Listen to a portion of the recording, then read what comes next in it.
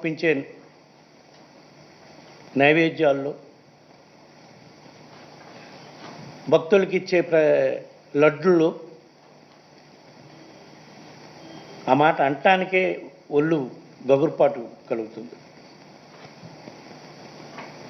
జంతువుల కొవ్వు వాడుతున్నామని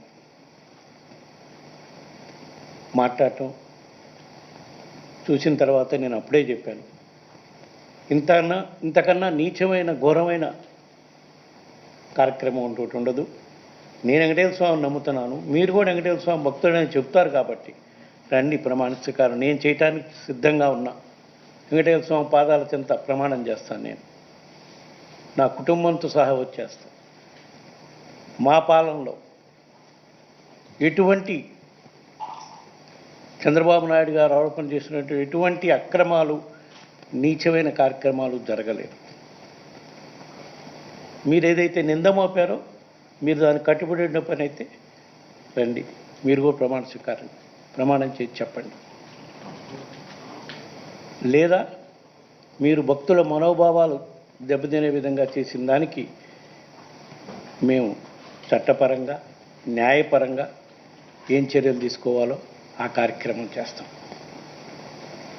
ఎందుకంటే 100 రోజుల పాలనలో చెప్పిన హామీలు అమలు చేయలేదు, వివిధ కార్యక్రమాలు చెప్పి అధికారంలోకి వచ్చి ఏ విధంగా ఎలక్షన్లకు ముందు మా ప్రభుత్వంపై మా పార్టీపై దుష్ప్రచారం చేశారో అదేవిధంగా ఇప్పుడు వీళ్ళ వైఫల్యాలు కప్పుచ్చుకోవడం కోసం ఈ దుష్ప్రచారం, మరీ ఎంత ఘోరమైన దుష్ప్రచారం అంటే భారతదేశంలోనే కాదు ప్రపంచవ్యాప్తంగా ఉండే హిందువుల మనోభావాలు దెబ్బతినే విధంగా ఈ దుష్ప్రచారాన్ని తెరలేపారు. హిందువులు ప్రపంచవ్యాప్తంగా ఉండే హిందువుల్లో ఇది ఒక ఇదిగా భావించే పరిస్థితి వచ్చింది. రాత్రి నుంచి నేను చూసిన వెంటనే రియాక్ట్ అయ్యాను, దాని మీద ప్రమాణ స్వీకారం చేద్దామని చెప్పడం జరిగింది. ఇప్పుడు వివరంగా ఏ విధంగా గత 5 సంవత్సరాలు మా పాలనలో స్వామివారి నైవేద్యాలు పెట్టడంలో కానివ్వండి, భక్తులకు ఇచ్చే లడ్డూలు తయారు చేయటంలో కానివ్వండి, ఏ విధంగా నాణ్యతను పాటించాము, ఏ విధంగా 2014 నుంచి 15 వరకు వాళ్ళు చేయని కార్యక్రమాలు కూడా మేము 2019 నుంచి 24 వరకు చేశాము, కొన్ని వివరాలు మీకు తెలియజేయడం కోసం ఈరోజు ఈ ప్రెస్ కాన్ఫరెన్స్ ద్వారా చెప్పడం జరుగుతుంది. మా ప్రభుత్వం అధికారంలో రాకముందు 2019లో 2014 నుంచి 15 వరకు ఏదైతే సిస్టమ్ ఉందో, ఎందుకంటే మెయిన్ ఇక్కడ కావాల్సింది కౌ ఘీ ప్రొక్యూర్ చేసే సిస్టమ్ ఏదైతే ఉందో అదే లడ్డు తయారీలోకి వాడే కౌ ఘీ కానివ్వండి, మిగతా ఇంగ్రీడియంట్స్ కానివ్వండి, ఏ సిస్టమ్ అయితే 2014 నుంచి 15 వరకు ఉందో అదే సిస్టమ్ మేము అధికారంలోకి వచ్చినా కూడా 2024 వరకు వివిధ మార్పులు ఇంప్రూవ్మెంట్స్ చేసుకుంటూ పోయామే, కానీ అదే సిస్టమ్ కంటిన్యూ అయ్యాను. మా ప్రభుత్వం రాకముందు ఎవరైతే ఈఓగా ఉన్నారో అక్కడ అనిల్ సింగార్ గారు, ఆయనే మా ప్రభుత్వం వచ్చినా కూడా 1.5 year ఈఓగా ఉన్నాడు. ఇంకా మేము భక్తులకు మెరుగైన సౌకర్యాలు చేయటం కోసం, పవిత్రతను కాపాడుకోవటం కోసం ఎన్ని మెరుగైన కార్యక్రమాలు చేశామంటే ఇందులో 2 భాగాలు ఆయన నిన్న మోపిన నెపంలో, ఒకటి స్వామివారికి సమర్పించే నైవేద్యంలో కల్తీ కార్యక్రమాలు జరుగుతున్నాయి అని చెప్పి నెపం మోపారు. స్వామివారికి సమర్పించే నైవేద్యం సుమారుగా రోజుకి 5 నుంచి 7 సార్లు ఏదో నైవేద్యాలు సమర్పించేదనుకుంటారు. దానికి ఎవ్రీ డే 60 kgs ఆఫ్ ఘీ అవసరం ఉంటుంది. మా ప్రభుత్వం రాకముందు ఆ ఘీ, మా ప్రభుత్వం వచ్చినా కూడా కొన్నాళ్ళు ఆ ఘీతోనే స్వామివారికి నైవేద్యాలు, ఆ ఇంగ్రీడియంట్స్తోనే స్వామివారికి నైవేద్యాలు ఏదైతే అప్పుడు సప్లైస్ తీసుకుంటామో వాటితోనే చేసే కార్యక్రమం జరుగుతుంది. గత 3 సంవత్సరాల నుంచి మేము ఇంకా 2 అడుగులు ముందుకు వెళ్ళి స్వామివారికి సమర్పించే నైవేద్యానికి ఘీ కానివ్వండి, వాడే ఇంగ్రీడియంట్స్ కానివ్వండి, అంటే రైసు, డాలు, ఇవన్నీ వాటెవర్, అంటే వివిధ రకాల నైవేద్యాలు సమర్పిస్తుంటారు స్వామివారికి, పొంగలు, పాయసం, రకరకాలుగా పులిహార సంబంధించిన ఐటమ్స్ అన్నీ కూడా స్వామివారికి సమర్పించే నైవేద్యంలో వాడే ఐటమ్స్, ఇంగ్రీడియంట్స్ అన్నీ కూడా మామూలుగా మార్కెట్ నుంచి కొంటే ఆ మార్కెట్లో దొరికే ఐటమ్స్ అన్నీ కూడా మామూలుగా పండించి ఎరువులు, పురుగు మందులు వాడిన పదార్థాలతో పండిస్తారు. వాటి వల్ల స్వామివారికి విషపూరితమైన నైవేద్యం సమర్పించే పరిస్థితి ఉంది. దీన్ని మార్పు చేయాలని చెప్పి టోటల్ ఆర్గానిక్ ఇంగ్రీడియంట్స్తో ఇంక్లూడింగ్ ఘీ, ఆర్గానిక్ దేశీ కౌ ద్వారా వచ్చిన ఘీతోనే గత 3 సంవత్సరాల నుంచి కూడా స్వామివారికి నైవేద్యాలు సమర్పిస్తున్నాం. దానికి ఎగ్జాంపుల్ ఆ స్వామివారికి నైవేద్యాలు సమర్పించే ఘీకి ప్రత్యేకంగా ప్యూర్ దేశీ కౌస్ నుంచి ఘీ తీసే గోశాల రాజస్థాన్లో ఉంది, ఫతేపూర్లో. అక్కడ సుమారుగా 10,000 దేశీ కౌస్ ఉంటాయి. వాళ్ళ దగ్గర నుంచి ఘీ సప్లై తీసుకొని మేము కొనలేం కాబట్టి, ఎందుకంటే మన దగ్గర టెండర్ సిస్టమ్ ఫాలో కావాలి, కొనలేం కాబట్టి డోనర్స్ సహాయంతో ఎవ్రీ డే 60 kgs ఘీ ఆ రాజస్థాన్ దీని నుంచి ఘీ తీసుకొచ్చి స్వామివారికి నైవేద్యాన్ని సమర్పించడానికి ఆ ఘీయే వాడుతున్నాం.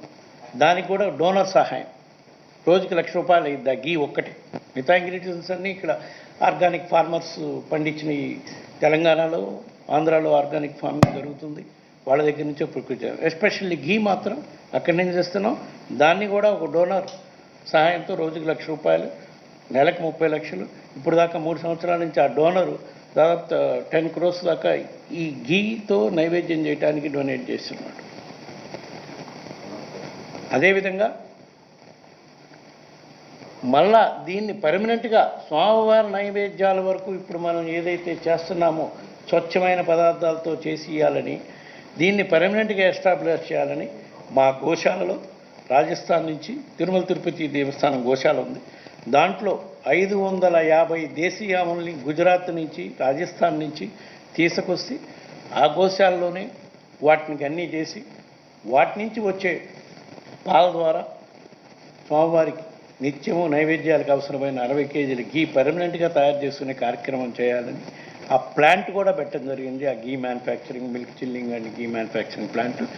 అది మా ప్రభుత్వం అధికారం ఉండేప్పటికి పూర్తి స్థాయిలో అయిపోయింది. బహుశా ఇప్పుడు నేను పొద్దున కూడా ట్రై చేశాను కనుక్కోవటానికి, అది కంప్లీట్ అయిపోయి ఓపెనింగ్ కూడా రెడీగా ఉంది. ఇది నైవేద్యాల వరకు ఆయన చేసిన నెపానికి మా ప్రభుత్వంలో ఏ విధంగా మెరుగైన స్వామివారికి నైవేద్యం ఇవ్వడానికి మేము చేసాం. ఇదివరకు గత ప్రభుత్వంలో 2014 నుంచి 15 వరకు కాదు, అంతకుముందు కూడా ఎవరు ఆలోచన కూడా చేయలేదు ఇట్లా. నెక్స్ట్ రెండో ఆరోపణ, లడ్డూ ప్రసాదం తయారు చేయడంలో కూడా నాణ్యత లోపించింది. దాంట్లో కూడా వాడే ఘీ నాణ్యత లేని ఘీ వాడుతున్నామని చెప్పి నేను ఇందాకనే చెప్పాను. ఘీ నాణ్యత కోసం అని చెప్పి ఇదివరకు ఒక ల్యాబ్ ఉండేది.